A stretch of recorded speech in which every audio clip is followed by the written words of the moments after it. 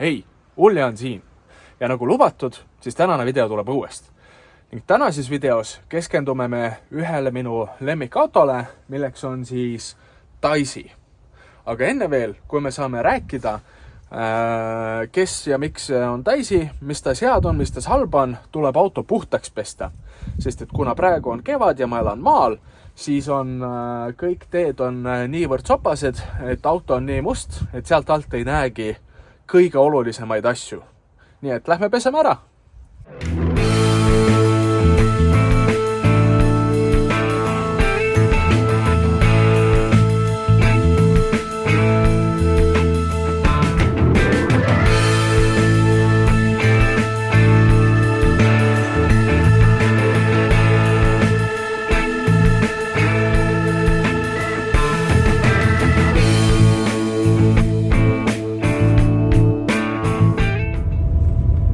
Maal elamise plussideks sellise tee puhul vähemalt on see, et kui mul auto on must, siis ma saan sõita nagu rallies, panen siit mööda muda nagu midagi. Selle tee miinus aga on see, et kui mul on auto juba puhtaks pestud, siis ma pean siit tagasi loivama üsna aeglaselt. Aga ilu nõuab ohvreid. Enne veel, kui ma räägin natukene täpsemalt, mis ta on, siis vaata, kas sa saad aru, mis mootor mul on ja kast puhtalt selle kiirenduse põhjalt.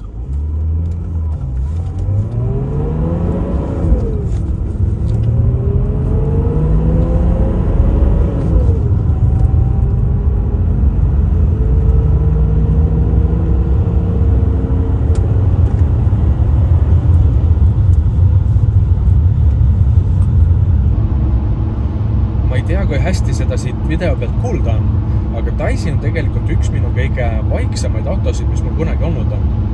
Ma sõidan Spido järgi kuskil 100-ga, ehk siis reaalkiirus on 95 km tunnis mööda maanteed.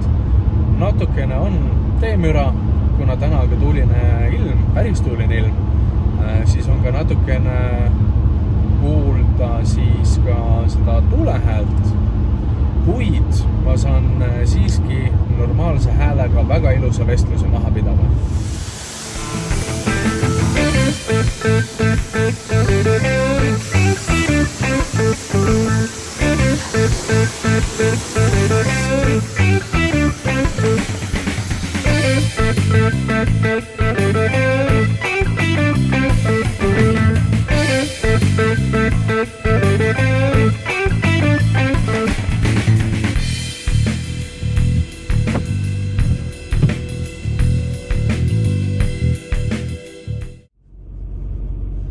Kuna auto sai nüüd pestud, siis tagasitee siuksel tee peal kulgeb enam-vähem niimoodi, et mul oleks ikkagi ilus auto, mida teile pärastpoole filmida. Sõitsin 2,5 kilomeetrit seda kruusateed, mis hetkel on siis pigem rohkem savi ja mudatee. Ja selle 2,5 kilomeetri läbimiseks läks mul 20 minutit ehk siis 7,5 kilti tunnis enam-vähem sõitsin. Ja auto on enam-vähem veel puhas, kuid natuke rikkusin juba ära ka. Kuna väljas on siukene rõve tuul, sest et meil on kevad, aga ma ei ole nõus 2 korda järjest põhimõtteliselt toast filmima ainult piltide najal või piltide abil, siis ajame auto praegu sisse, et ma saaks näidata, mis ma teen, miks ma teen ja milline auto korralikult välja näeb, ilma selleta, et ma lõhuksin teie kõrvu selle mõttetu tuulemüraga.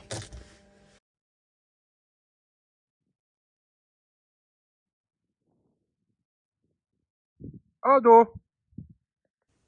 Nagu te võib-olla juba märkasite, siis Bemmi-mütsist ainuüksi oli vähe ja otsustasin embrace'ida või siis vastu võtta oma Bemmi-ossi kultuuri, nii et käisin vahepeal ostsin omale siis ka vesti. Aga see on päris soe vest, nüüd me oleme siseruumis. soojendust restort maha võtta, et saaksime paremini rääkida. Igasugu muud mula on olnud siin küll, räägime nüüd lõpuks ometi siis lähemalt sellest autost. Tegu on siis BMW 39-ga, mis tuli tehasest välja 1996 aastal ja ta on suhteliselt blankline, ehk siis tal ei ole eriti palju igasugust lisavarustust. Eelmise video lõpus oli siis minu viimane 39 enne seda. See oli siis kõige viimane auto, millest ma rääkisin. Samamoodi, kuna ka see auto otsustas mind mõnuga reeta, siis oli mul jõle kiiresti mingisugust autot vaja ja nüüd räägimegi lähemalt, kuidas ma Daisy endale soetasin. Lugu on tegelikult üpriski naljakas, kuna tolleks momendiks oli mul tõesti villand igasugustest katkistest bemmidest, siis ma mõtlesin, et autod, mis mind kõige rohkem teeninud on, kõige paremini, kõige vähemate vigadega, on igasugused blankline autod. Nii et minu esimene mõttepunkt, kuna mul oli limiteeritud eelarve, oli Volkswagen Passat. Ma tahtsin Volkswagen Passatit puhtalt sellepärast, et see on tegelikult natukene nagu meem, kõik vihkavad neid põlvakaid või vähemalt teevad siis nende kulul nalja. Ning 1.9 TDI on tegelikult ju vastupidav mootor, nii et siis võiks olla lõpuks ometi mingisugune daily, mis ka päriselt sõidab. Ma otsisin läbi päris mitu kuulutust, kirjutasin mingisugusele 10 inimesele, kuni lõpuks ma leidsin Põlvast ühe Passati, mis tundus olevat siis täitsa heas seisukorras. Ta oli minu ilusti hinnaklassis ja kõik tundus ilus ja lilleline, nii et hakkasin siis oma sõbraga üks ööse järgi minema sellele, kuni kuskil poolel teel vana helistas või kirjutas mulle, et kuule, üks asi, mis ma unustasin mainida, on see, et ukselukud ei tööta. Tallinnas elades on mul tegelikult neid ukselukke vaja küll. Maakohas tõesti võib-olla mitte, aga kuna ma tol hetkel elasin Tallinnas, siis tuli ots ringi keerata ja teha abort mission. See auto siis minule ei sobi, kuna ma ei saa uksi lukustada. Jõudsin siis öösel koju, tõmbasin nalja pärast Facebook Marketplace'i lahti ja esimene asi, mis ma seal nägin, oli selle auto müügikuulutus. Auto hinnalipik oli siis 1200 eurot ja ma algselt mõtlesin, et no ma tean küll neid 1000 eurosid E39-id, et mida nad ikka siis endast kujutavad, kuid see tekst seal juures pani mind mõtlema. Vana omanik oli siis autot väidetavalt väga hästi hooldanud ja kõik tundus justkui lilleline, kiitis, et see on kõige vaiksem auto, millega ta eales sõitnud on ja kes ei usu, julgelt tulge proovisõidule. Kirjutasin seesama ööse sellele vanale omanikule ja järgmine päev juba läksin siis autot vaatama. Ma pole vist kunagi ühtegi oma autot nii väga kontrollinud või nii põhjalikult kui seda 1200 eurost ilmselgelt roostes käkki, aga ma ei tea miks, olgugi et see on TDS ja kõik teevad nalja selle üle, see millegi pärast tundus mulle kuidagi väga ahvatlev ja siis ma reaalselt kontrollisin korralikult kõik üle. Kontrollimise käigus ma tõesti tuvastasin, et auto on tegelikult väga heas seisukorras. See on esimene E39, mis mul on olnud, millel näiteks sillad ei ole kuskilt kolisenud proovisõidul. Ta oli üllatavalt kiire TDS-i kohta. Ma arvasin, et TDS on palju aeglasem, kuna kõik nad vihkavad neid nii väga. Aga üllatavalt hästi püsis liikluses ja midagi ei kolisenud, pidurdas ilusti, sõitis otse. Kõik käigud lölitusid sisse nii nagu nad pidid ja väliselt, me veel lähme vaatame korra üle kõik need defektid ka.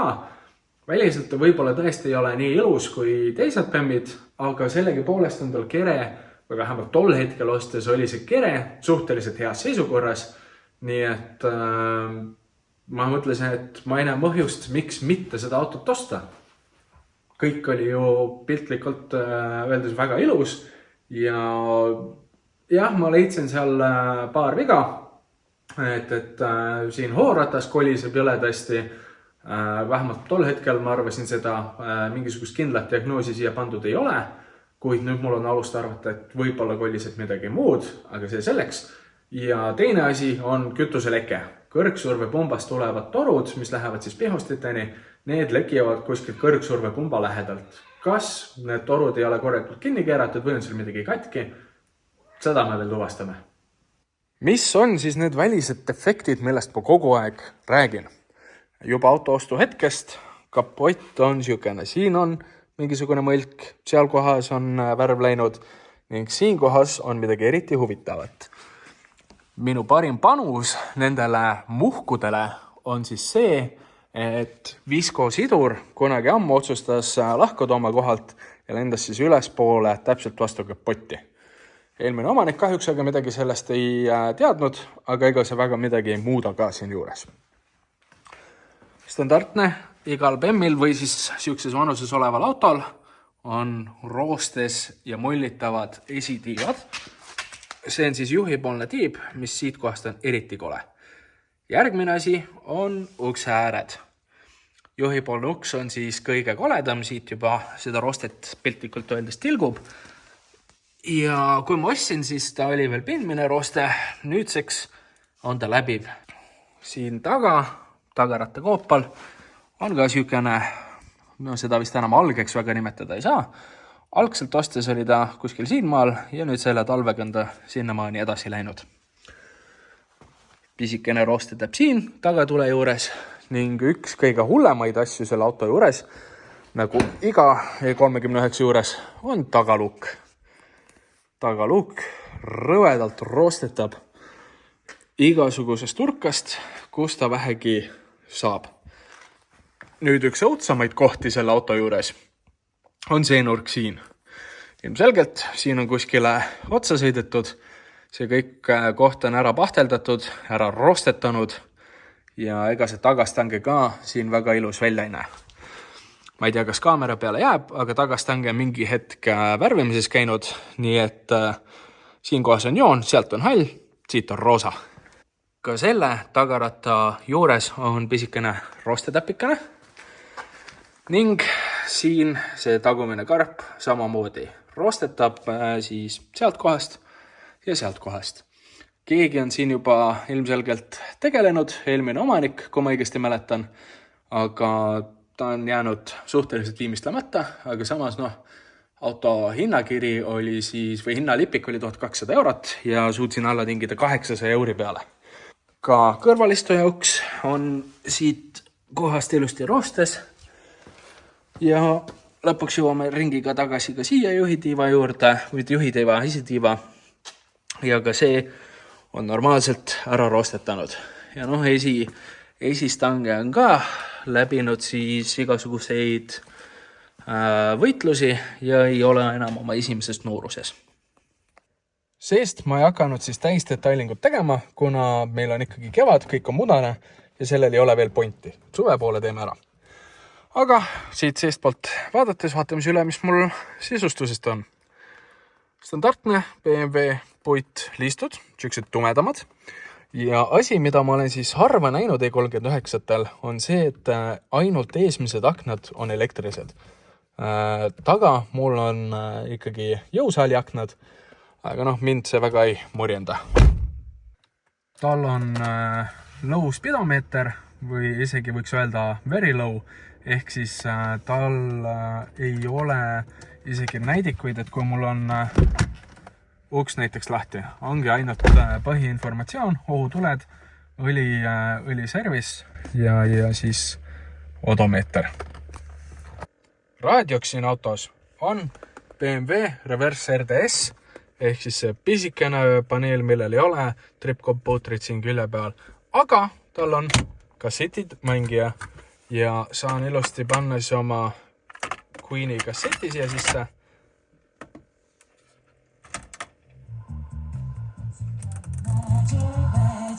Ja heli siin autos on väga hea.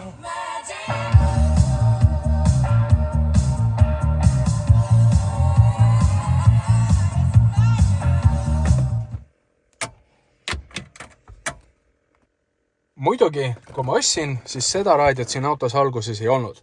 Siin oli alguses mingisugune teine makk, mis oli päris kohutav, siis ma panin Memevänist pärit Kenwoodi maki siia korraks ja siis kuna mulle ei meeldi E39, millel on need võõrad makid, siis läksin ostsin lammutusest korraliku originaalraadio, toppisin sisse ja mängib ta ülihästi. Raadiost allapoole vaadates näeme siis, et mul on topsi hoidjad, millest üks on ilusti paberilipakaga kinni hoitud ja teine üldse ei tööta, nagu E39 kohane. Ja käigukastiks, kui juba ära arvanud ei ole, on siis 5-käiguline manuaalkast.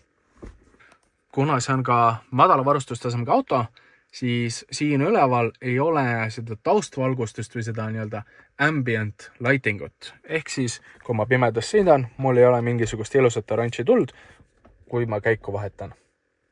Tagapingis, nagu ma juba mainisin, siis on mul vändakaknad, millest on siin üks pool on juba katki läinud, või mis juba, auto on juba päris vana.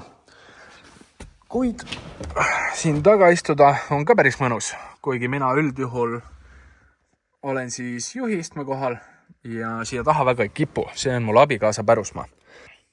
Pagass on tal isegi üllatavalt suur. Siin sees on mul igasugused tööriistad, krokodillid, üks varuosa, millest tulevikus juttu on.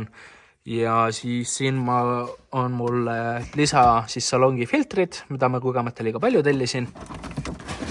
Siin on siis originaal Pioneeri makk, mis ei töötanud õigesti. Pole utiliseerinud teda. Veel varuosasid, supakakaabel ja tegelikkuses on mul ka varuratas. Pidin siia filmimise juurde pausi tegema, sest kui ma jõudsin varurattani, see tuli üllatusena mulle, et mul on plekkvelg siin. Sest et minu arust, kui ma ostsin ja vaatasin seda, siis oli samasugune velg, mis mul suviti siin all on, aga tuleb välja, et mitte. Iga päev õpid midagi uut. Või siis keegi on väga osavasti vargil käinud ühe vilja peast. Aga ma arvan, et see ei ole see juhus. Anyway, see pagassi põhi tuli mul välja vahetada, sest et eelmine omanik oli siin maha jäänud natukene mootoriheli ja seda on päris võimatu kätte saada. Ma olen Aadul üritanud puhastada, sest et ka mina olen päris vist 2 korda ajanud õlipagassis ümber ja see on niisugune peavalu. Et ma üritasin retsilt küürida seda pagassi, kuid tulutult. Ja nüüd on mul siis pidi panema uue pagassi põhja ja panin igaks juhuks ka kile sinna vahele, kuna ma ei saanud isegi plekke puhtaks. Räägime ka korra Daisy siis mehaanilisest vastupidavusest või siis mis tööd selle autoga tehtud on. Siin kapoti all, nagu ma juba mainisin, ilutseb siis 25-105 kilovatti TDS, mis tegelikkuses on üllatavalt kuiv, kui nüüd muidugi välja arvata see, et need kütused torud siin kõrgsurvepumba juurest lekivad. Autol ei ole õlilekkeid, see auto on üle pika aja siis auto, millel ma peale õlivahetust vist äkki 5000 kilomeetrit hiljem kontrollisin õli, muidu ma seda tavaliselt ei tee, kuigi võiks vanade autode puhul, ning siit ei ole mitte ühte tilka õli ka kadunud. Ka jahutusvedelik püsib oma koha peal ja leki, siis auto peale kütuselekke on täiesti kuiv ja see on minu jaoks hämmastav. Peale õli ja filtrite vahetuse siin mootoris hetkel veel vähemalt ma ei ole pidanud mitte midagi tegema ja arvestades seda, et see auto on mul olnud siis juulist ja täna on märts, siis see on puhtalt hämmastav. Eriti arvestades sellega, et tegu on vana Bemmiga. Ilmselgelt selleks, et mootori alla vaadata, pidi meil olema kapott lahti, kuid see ei ole alati olnud siis võimalik. Auto ostsin ma juulis ja ma panin selle klaasipesu vedeliku paagi ilusti täis ja sõitsin, puhastasin klaasi ilusti, kuniks üks moment äkki oli novembri lõpus, kui mul sai klaasipesu vedelik otsa ja üritasin kapotti lahti teha ning ei tulnud. Ma ei saanud mitte kuidagimoodi seda kapotti lahti teha, mis sükse vana Bemmi puhul võib-olla on natukene nagu halb, aga arvestades, kui hea auto see tegelikult on, siis mul ei oleks olnud seda vaja isegi lahti teha. Küll aga nüüd, kui hakkas vaikselt kevade poole tulema, siis oli vaja ikkagi klaasipesu lisada, sest et teed on mustad ja siis lõpuks tuli meil koos Rasmusega ära vahetada kapoti tross, mis oli tegelikult salongi poolt katki, aga vahetasime kuni sinnamaale ära ilusti. Kuigi üldjuhul tavaliselt siis auto müügikuulutusi nii väga tõe pähe võtta ei tohiks, sest et alati on need ilusti hooldatud autod, kirikupapi autod, mis tegelikult on hullud saanid. Siis siinkohal ma soovin kindlasti tunnustada siis selle auto eelmist omanikku, kes ütles, et auto eest on väga head hoolt kantud ja nagu ma olen siis kogenud, see vastas täiesti tõele. Mul ei ole mitte ühtegi probleemi olnud siis näiteks mootoriga või sillaosadega, mille ta oli siis kõik väga korda teinud ja reaalselt mitte ühtegi halba sõna ei ole öelda selle auto kohta või eelmise omaniku kohta. Hoolimata kõigest sellest remondist, mida siis eelmine omanik tegi, ei tähenda, et mul ei oleks probleem olnud. Lisaks siis kapotile on mul olnud ainult üks probleem veel. See talv, mingi moment, kui on külm ja ma soojendan autot päris palju, siis mul hakkab midagi vibreerima. Niimoodi, et ma pean seisma jääma, ootan töötama mootoriga 2 minutit, sõidan edasi ja siis asi on korras. Kuniks mingi moment hakkab ta jälle seda tegema. Nüüd, kui esimene kord see juhtus, siis sai kahtlustatud kardani ja sai vahetatud nii mõlemad need otsamuffid kui ka siis kardani keskmine puks. Ja kardani pukk tähendab ja siis see probleem nagu kadus, kuid hiljem tuli see tagasi ja mul pole õrna aimugi, millest see tingitud on. See on ainult siis, kui on väga lumine ja on väga külm ja ma liiga kaua autot soojendab koha peal seistes. Ainult siis see juhtub, mitte mingil muul juhul.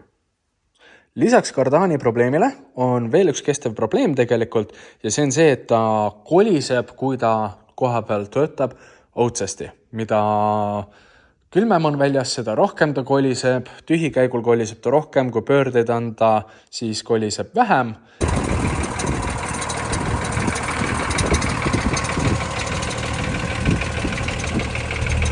Ning lisaks sellele, kui on ka tegelikult külm, siis mingi moment ta siis kiirendades hakkab täiega vilisema, just kui oleks nagu tuul.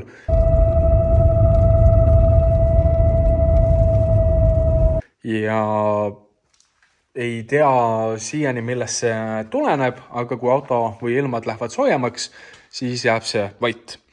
Parim lahendus või mõttekäik, mis ma leidnud olen, on foorumites on see, et mingisugused rihmad ja rullikud siin kapoti all siis hakkavad niimoodi vilisema ja on plaan siis kõik need rihmad rullikud ära vahetada. Nii või tuleb mul kõik lahti kõkkuda, sest et minu kenekas, mis kuskil siin all peidus on, ei lae autot õigesti. See tähendab seda, et laadimispinge on natuke liiga madal, kas on kenekas ise läbi või on pingeregulaator läbi, tuleb lahti võtta ja uurida. Kuid viimasel ajal siin on krokodillid ja mul on siis siin aku. Hoolimata sellest, et see generaator ei tööta nii, nagu ta peaks, siis olen ma natukene peenestanud seda autot, kuna mul on siin ka X5, millest ma olen korra juba rääkinud, millel on siis vooluleke, ma arvan, või lihtsalt ei tahtnud külmaga ilusti käima minna. Nii et ma olen päris palju Daisyiga sellele täkku andnud, ehk siis üks pisikene väike mittetöötav generaator, mis ei jaksa juba seda autotki toita, on pidanud päris palju ka 2 autot korraga toitma. Aga kui mul hakkavad siin X5 videot tekkima, siis näete ka seda. Kuna eelmine omanik on väga palju vaeva näinud selle autoga ja talle oli see auto väga tähtis, siis kindlasti ei taha ma lasta tal ära mädaneda autol, Daisyl, ma mõtlen siis. Nii et minu pikaajalisemad plaanid on see, et kapott, mis on kole, tuleb ära vahetada. Mõlemad juhitiivad, mis on siis roostes, tuleb ära vahetada. Ma kavatsen ära vahetada kõik need uksed, sest et need on ilusti roostes. Tagastange on kole, lopendab, see tuleb ära vahetada. Kindlasti tagaluuk tuleb mul ära vahetada ja siis ma mõtlen veel, mis ma selle kohaga teen. Tagakoopad tuleb korda teha ja ka see situatsioon tuleb siin ilusti korda teha. Kuna see uks on ka vahetatud, ilmselgelt siis värvist nähtuna, siis see aken on ainukene, kus mul on toonklaas. Kõikjal mujal ei ole. Siin on ja see on küll hästi õrn toonklaas, aga toonklaast on. Põhjus, miks ma olen nõus nii suurt tööd selle autoga ette võtma, on puhtalt sellepärast, et siin autos ma ei ole leidnud väga palju, kui üldse mingisugust pornot. Kõik tundub siin olevat suhteliselt originaali lähedane ja siin on supakakaablid veetud, aga see on pisiasi ja ta on tegelikult mehaaniliselt vähemalt on minu arust väga heas seisus. Lihtsalt ongi kõik kerepaneelid ära vahetada, võib-olla ka natukene rool ja kuna ta on pre-facelift, siis ta tegelikult hakkab juba välja nägema suhteliselt retro.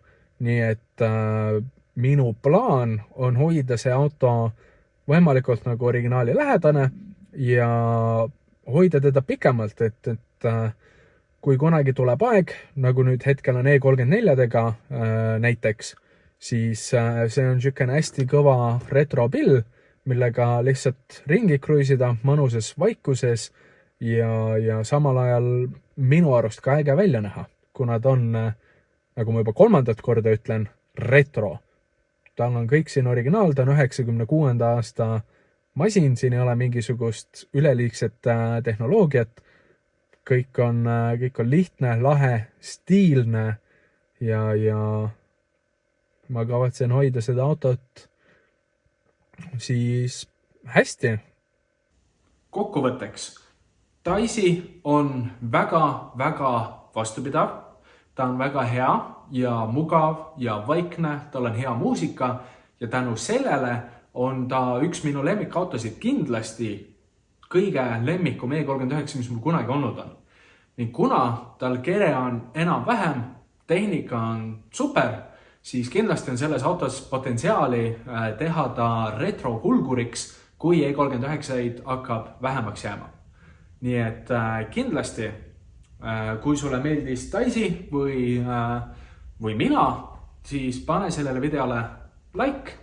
Kui sa tahad näha tulevikus kõike seda, mida ma hakkan siis Daisyga tegema, nagu näiteks siis rihmade rullikute vahetus, keretööd, kerepaneelide vahetamine, või ka mingisuguste teiste autodega, siis kindlasti subscribe minu kanalile ja kui sa jõudsid siia video lõppu, siis pane kommentaariumisse kirja aitäh eelmine omanik, et eelmine omanik saaks ka tunnustust kõige ausama müügikuulutuse eest, kõige parema auto eest ja selle töö tunnustuseks, mida ta siis selle autoga teinud on.